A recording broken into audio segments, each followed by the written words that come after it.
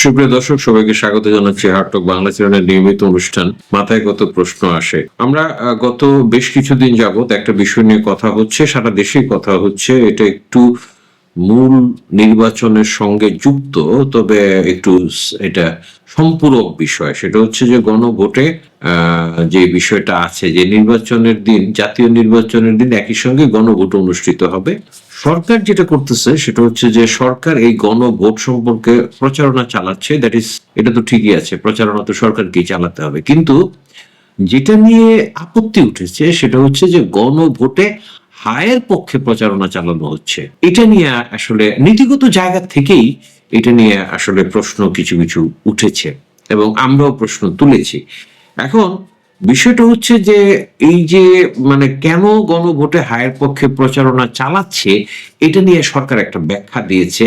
এই ব্যাখ্যাটা আমি একটু সংক্ষেপে জানিয়ে নিয়ে আমাদের প্রশ্নগুলিও আবার আলোচনা করব। সরকার যেটা বলতেছে যে এটা তাদের দায়িত্ব, মূল কথাটা এটা এইভাবে আসছে। ওনারা যেই বিষয়টা ব্যাখ্যা করেছেন সেটা প্রধান উপদেষ্টার যে প্রেস উইং আছে, সেই প্রেস উইং এর পক্ষ থেকে এই ব্যাখ্যাটা দেওয়া হয়েছে। আমি একটু ডিটেলসই পড়ি, তাহলে বোঝা যাবে। এক নম্বর যুক্তিটা দেওয়া হয়েছে, অন্তর্বর্তীকালীন সরকারের ম্যান্ডেট সংস্কার আনুষ্ঠানিকতা নয়। বাংলাদেশের অন্তর্বর্তীকালীন সরকার শুধু দৈনন্দিন রাষ্ট্র পরিচালনা বা নিরপেক্ষ নির্বাচন তত্ত্বাবধানের জন্য গঠিত হয়নি। এটি দীর্ঘদিনের অপশাসনের ফলে সৃষ্ট শাসনতান্ত্রিক সংকট, জন অনাস্থা এবং প্রাতিষ্ঠানিক চরম দুর্বলতার প্রেক্ষাপটে সৃষ্ট গণ অভ্যুত্থানের মধ্য দিয়ে গঠিত সরকার। স্থানীয় ও আন্তর্জাতিকভাবে প্রতিষ্ঠিত যে এই সরকারের মূল দায়িত্ব হলো রাষ্ট্রকে স্থিতিশীল করা, গণতান্ত্রিক বিশ্বাসযোগ্যতা পুনরুদ্ধার করা এবং নির্বাচিত সরকারের কাছে ক্ষমতা হস্তান্তরের আগে প্রয়োজনীয় সংস্কারের একটি গ্রহণযোগ্য কাঠামো তৈরি করা। প্রধান উপদেষ্টা হিসেবে প্রফেসর ইউনূস গত 18 মাসে রাজনৈতিক দল, নাগরিক সমাজ, পেশাজীবী ও তরুণদের সঙ্গে ব্যাপক পরামর্শের মাধ্যমে যে সংস্কার প্রস্তাব তৈরি করেছেন, বর্তমান সংস্কার প্যাকেজ তারই ফল। তাই সংস্কারের পক্ষে অবস্থান না নেওয়ার পরামর্শ দেয়া অন্তর্বর্তী সরকারের মূল উদ্দেশ্যকে ভুলভাবে বুঝার শামিল। যে অন্তর্বর্তী সরকার সংস্কারের দায়িত্ব নিয়ে গঠিত, গণতান্ত্রিক সিদ্ধান্তের মুহূর্তে সেই সংস্কার থেকে সেই সরকার নিজেকে দূরে রাখবে, এমন প্রত্যাশা বাস্তবসম্মত নয়। তো এখানে যদি পুরোটা পড়তে যাই দীর্ঘ সময় লাগবে, আর 2, 3, 4 এরকম কিছু করা হয়েছে এবং একটা পর্যায়ে বলা হচ্ছে যে উদাহরণ টানা হয়েছে যে বিশ্বের বিভিন্ন দেশে এই ধরনের সরকাররা নাকি এই ধরনের প্রচারণা চালাইছে। উদাহরণ হিসেবে দেওয়া হয়েছে যুক্তরাজ্য। 2016 সালে প্রেসিডেন্ট ডেভিড ক্যামেরন ব্রেক্সিট গণভোটে থাকুন ভোটের পক্ষে সক্রিয়ভাবে প্রচারণা চালান এবং ইইউ সদস্য পদ বজায় রাখাকে জাতীয় স্বার্থে গুরুত্বপূর্ণ বলে তুলে ধরেন। এটা বলা হচ্ছে 2016 সালে এটা করা হয়েছিল। ব্রেক্সিট মানে ইউরোপীয় ইউনিয়নে ইংল্যান্ড যুক্ত থাকবে কি থাকবে না, একটা সরল প্রশ্ন, এটার মধ্যে কোনো জটিলতা ছিল না। আপনি কি ইউরোপিয়ান ইউনিয়নে থাকতে চান না চান না, এর ভিতরে অন্য কোনো বিষয় জটিলতা ছিল না। স্কটল্যান্ডেও 2014 সালে ফার্স্ট মিনিস্টার অ্যালেক্স সালমন, এই উদাহরণগুলি দেওয়া হয়েছে অন্তর্বর্তী সরকারের প্রেস উইং থেকে। First minister Alex salmon Scotland প্রচারণায় ছিলেন প্রধান মুখ এবং গণভোটকে দেশের ভবিষ্যৎ নির্ধারণের গণতান্ত্রিক সুযোগ হিসেবে উপস্থাপন করেন। তুরস্কে 2017 সালে প্রেসিডেন্ট রিসেপ তাইয়েপ এরদোগান নির্বাহী ক্ষমতা বাড়ানোর সাংবিধানিক সংশোধনের পক্ষে দেশব্যাপী প্রচারণা চালান। কিরগিজস্তানে 2016 সালে প্রেসিডেন্ট আলমাজবেক আতামবায়েভ সংসদীয় ব্যবস্থাকে শক্তিশালী করতে সাংবিধানিক সংস্কারের পক্ষে ভোট দেওয়ার আহ্বান জানান। ফ্রান্সে 1962 সালে প্রেসিডেন্ট শার্ল দা গল রাষ্ট্রপতি নির্বাচনের পদ্ধতি পরিবর্তনের জন্য গণভোটের পক্ষে সরাসরি জনগণের সমর্থন চান, সংসদীয় বিরোধিতা উপেক্ষা করে। এই উদাহরণগুলি বলা হয়েছে। এখানে আমি 1 নাম্বার যে বিষয়টা পড়লাম সেটার একটা প্রশ্ন আছে। এই 1 নাম্বার যে প্রসঙ্গটা তুলে ধরা হয়েছে যে সংস্কারের পক্ষে অবস্থান না নেওয়ার পরামর্শ দেওয়া অন্তর্বর্তী সরকারের মূল উদ্দেশ্যকে ভুলভাবে বুঝার শামিল, কথাটা কিন্তু ঠিক হলো না যুক্তিগতভাবে। আপনাকে কে বলছে যে অবস্থান কোন পক্ষে নেবে না নিবে এটা বলবেন কেন আপনি? এটা তো বলা হচ্ছে না।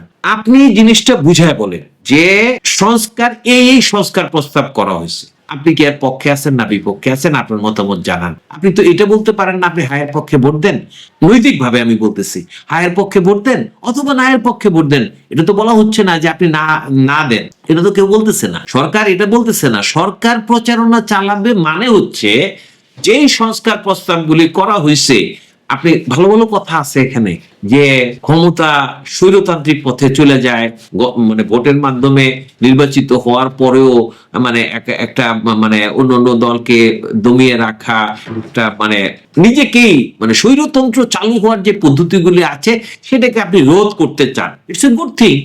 এটাই বলেন যে আমি এই পদ্ধতিতে এইটা প্রস্তাবটা করছি। তারপরে বলা হচ্ছে কি যে সংস্কারের দায়িত্ব নিয়ে গঠিত সরকার, সংস্কারের দায়িত্ব নিয়ে গঠিত সরকার গণতান্ত্রিক সিদ্ধান্তের মুহূর্তে সেই সংস্কার থেকে সেই সরকার নিজেকে দূরে রাখবে এমন প্রত্যাশা, এরকম প্রত্যাশা তো কেউ করে নাই। সরকার সংস্কার করুক। এখন এই যে মনে করেন যে আপনি 4টা প্রশ্ন করছেন, এক প্রশ্নের উত্তর দিতে হবে, আপনি তো অনেক বিষয়, এই যে উদাহরণগুলি, বিশ্বের যে সমস্ত উদাহরণগুলি টানা হয়েছে, স্কটল্যান্ড, যুক্তরাজ্য, তুরস্ক, কিরগিজস্তান, ফ্রান্স, হ্যাঁ ফ্রান্স, এই সমস্ত জিনিসগুলি কিন্তু ওইখানে কিন্তু বিষয়গুলি কিন্তু এত জটিল ছিল না, সহজ একটা প্রশ্ন ছিল। এই যুক্তরাজ্যে যেটা ছিল যে আপনি কি মানে ইউরোপীয় ইউনিয়নে যুক্ত থাকতে চান না, এটা গণভোটে জানান, এবং উনি ওনার অবস্থান থেকে উনি বলছে যে হ্যাঁ আমি চাই, হ্যাঁ এই যে বিষয়টা একসঙ্গে থাকুন, যার যার অবস্থান থেকে সেটা বলেছেন। কিন্তু প্রেস উইং যেটা করতেছে সেটা হচ্ছে যে প্রেস উইং এর ব্যাখ্যা থেকে মনে হচ্ছে কি যে তারা যে হা ভোটের পক্ষে প্রচারণা চালাচ্ছে সেটাকে জায়েজ করার চেষ্টা করা হচ্ছে। এখানে যারা এটা সমালোচনা করতেছেন এখানে কিন্তু একটা মিস্টেক তৈরি হচ্ছে, সেটা হচ্ছে যে সরকার গণভোট নিয়ে প্রচারণা করবে, প্রচারণা চালাবে, সেটা খুবই স্বাভাবিক, সরকার সেটা চালাক। সরকার বলুক যে এখানে প্রশ্নগুলি করা হয়েছে, আপনি খেয়াল করবেন প্রশ্নগুলির মধ্যে আছে যে জুলাই সনদের আলোকে যে সংস্কার প্রস্তাবগুলি করা হয়েছে আপনি তার পক্ষে আছেন কিনা, এটা বলা হয়েছে। এখানে তো অনেক সংস্কার প্রস্তাব করা হয়েছে। এখানে যদি প্রসঙ্গত এই কথাটা তোলা হয় যে প্রধানমন্ত্রী, যেমন কথার কথা আমি ব্যক্তিগতভাবে বলি, প্রধানমন্ত্রী 10 বছরের বেশি থাকতে পারবেন না, কেউ 2 মেয়াদে 10 বছরের বেশি, এটা ইটস এ গুড থিং। প্রধানমন্ত্রী দলীয় প্রধানের পদে থাকতে পারবেন না, ইটস এ গুড থিং, এটা ভালো। কিন্তু প্রধানমন্ত্রীর সাথে রাষ্ট্রপতির যে এই ক্ষমতার ভারসাম্য তৈরি করতে গিয়া রাষ্ট্রপতিকেই স্বৈরতান্ত্রিক পথে এগিয়ে দেওয়া হচ্ছে কিনা সেটা নিয়ে কিন্তু প্রশ্ন আছে। রাষ্ট্রপতির কাছে, রাষ্ট্রপতি কিন্তু সরাসরি মানুষের ভোটে নির্বাচিত কোনো ব্যক্তি না, তিনি সরাসরি ভোটে নির্বাচিত, কথার কথা নির্বাচিত 300 সংসদ সদস্য প্লাস ওই যে সংরক্ষিত নারী আসনের যারা থাকবেন 50 জন বা 100 জনের কথা শোনা হচ্ছে, প্লাস উচ্চ কক্ষে যারা ওই ভোট পাবে যে সমস্ত দলগুলো, তাদের সিলেক্টেড লোকজন, নট ইলেক্টেড, এই যে আরো 100 জন। তারপরে এটাও বলা, এরকমও প্রস্তাব করা হচ্ছে যে স্থানীয় সরকার সহ সরকারের বিভিন্ন জায়গায় যারা এই আমলা, হ্যাঁ যেমন ইউনো, ডিসি, এই এদেরকেও এই ভোটার হিসাবে যুক্ত করে হবে। সব মিলিয়ে 505 জনের মতো ভোট দিবে, সেখানে থেকে রাষ্ট্রপতি নির্বাচিত হবে। এখানে দেখা যাচ্ছে কি সেই রাষ্ট্রপতি আবার সাংবিধানিকভাবে রাষ্ট্রের যে মূল পদগুলি আছে এই সমস্ত নিয়োগের ব্যাপারে রাষ্ট্রপতি চূড়ান্ত কথা। এখানে ব্যালেন্সটা কিভাবে করছে এটা বোঝা কিন্তু মুশকিল। একটা কথা বলা হচ্ছে যেমন এই সংসদীয় কমিটিগুলির সভাপতি হবে হচ্ছে বিরোধী দল থেকে, ঠিক আছে, খারাপ না। সরকারি দল বিরোধী দলের মধ্যে একটা ব্যালেন্স থাকলো, এটাকে কেউ সমর্থন করতে পারেন, কেউ বলতে পারেন যে না এটা ঠিক না। এখানে কিন্তু আরো একটা জটিল প্রশ্ন আছে, এগুলো কিন্তু খুব ক্রিটিক্যাল বিষয়। জটিল প্রশ্নটা কি, আচ্ছা মনে করেন যে ধরে নিলাম কথার কথা বিএনপি এবং জামাত, বিএনপি মনে করেন 230টা আসন পাইলো, জামাত পাইছে 32টা আসন, সংসদীয় কমিটি আছে 46টা, আপনি লোক পাইবেন কই? কথার কথা হইতে পারে না। জামাত তো মনে করেন সর্বোচ্চ 17টা সিট পাইছে না 18টা সিট পাইছে আমাদের দেশের নির্বাচনে, তাহলে বিরোধী দলে আপনি এত লোক পাবেন কোথায়? মনে করেন বিএনপি 260টা আসনই পাইলো, আপনি তখন এত লোক পাবেন কোথায়? ডেপুটি স্পিকার হইতে হবে বিরোধী দল থেকে। আমার কাছে ভালো লাগছে, গুড থিং। কিন্তু কথা উঠছে যে রাষ্ট্রপতির ক্ষমতাটাকে কতটা বাড়ানো হয়েছে। একটা বিষয় আছে, সেটা হচ্ছে আগে যে বিষয়টা ছিল যে একটা ফাঁসির আসামিকে, মৃত্যুদণ্ড প্রাপ্ত আসামিকে রাষ্ট্রপতি ক্ষমা করে দিতে পারেন, এটা সম্ভবত রদ করা হচ্ছে, ইটস এ গুড থিং। মানুষ এটাকে সমর্থন করতে পারে, আরে কি তার অপরাধ প্রমাণিত হয়েছে, তার ফাঁসি হয়েছে, রাষ্ট্রপতি কেন ক্ষমতা দিবে? এটা অনেকটা সেই সামন্ততান্ত্রিক ব্যবস্থার মধ্যে রাষ্ট্রপতির হাতে একটা বিশেষ ক্ষমতা দিয়ে দেওয়া, এই টাইপের একটা বিষয় ছিল গণতান্ত্রিক মানসিকতা। এগুলো ঠিক আছে, কিন্তু কোনটা ঠিক আছে সেটা তো বলতে হবে। যতটুকু জানা যায় যে এই যে দলগুলি, যে এই জুলাই সনদের যে চার্টারটা আছে সেখানে কিন্তু উল্লেখ আছে যে এই প্রস্তাব করা হয়েছে, পাশে কিন্তু আছে যে 20টি রাজনৈতিক দল এটা নিয়ে নোট অফ ডিসেন্ট দিছে, মানে তাদের ভিন্ন মত আছে। 7টি রাজনৈতিক দল এটা নিয়ে নোট অফ ডিসেন্ট দিছে, এগুলো কিন্তু আছে। তাইলে এইটা কিভাবে আমরা এই যে সংস্কার প্রস্তাবগুলির কথা বলা হচ্ছে সেইগুলির ব্যাপারে সরকার যেটা করতে পারে, প্রচারণা চালাবে, এই প্রস্তাব করা হয়েছে, আপনার ইচ্ছা অনুযায়ী আপনি ভোট দিবেন। আপনি তো বলতে পারেন না বিএনপির মতো রাজনৈতিক দল বলবে যে তারা আমাদেরকে ভোট দেন, এটা তো স্বাভাবিক। জামাত বলবে আমাদেরকে ভোট দেন, উই আর গুড, এটা তো বলতেই পারে। সরকার কি এটা পারে যে হায়ের পক্ষে ভোট দেন? সরকার গণভোট নিয়ে সচেতনতামূলক প্রচারণা চালাইতে পারে যে গণভোটে এই প্রশ্ন আসলে আসছে, গণভোটে আমরা যে সংস্কার প্রস্তাবগুলি করছি সেগুলো হচ্ছে this this this this this.